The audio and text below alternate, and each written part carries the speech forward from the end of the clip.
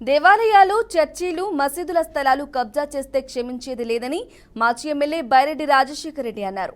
నంద్యాల జిల్లా నందికొట్కూరు మండలం కేంద్రంలో ప్రెస్ మీట్ నిర్వహించిన బైరెడ్డి శ్రీ పాండురంగ స్వామి దేవాలయ నిర్మాణానికి 1977లో 27 సెంట్ల స్థలం కేటాయించారని, అయితే కొంతమంది ఆ స్థలాన్ని కబ్జా చేసేందుకు సిద్ధమయ్యారని బైరెడ్డి తెలిపారు. దేవాలయాల స్థలాల జోలికొస్తే ఎవరిని వదిలిపెట్టేది లేదని హెచ్చరించారు.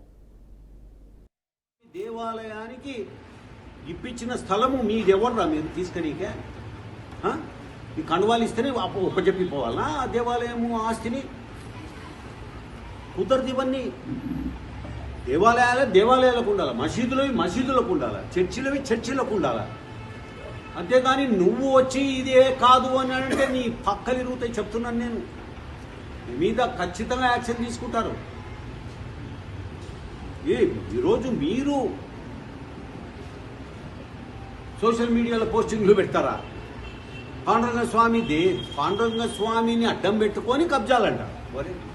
ఆయనలారా చరిత్ర ఇక కొడుకులారా, మీరు ఎవడెవడో కబ్జాలు చేశారో ముందు కక్కిస్తాం చెప్తున్నాను నేను. కక్కిచ్చేది ఖాయం. ఇప్పుడే మొదలయ్యింది, అది బండి స్టార్ట్ అయ్యింది. ఈ కబ్జాల ఏదైతే జరిగాయో వాటన్నిటిని కక్కిచ్చే కార్యక్రమము మొదలైంది ఆల్రెడీ. ఈ రోజుతో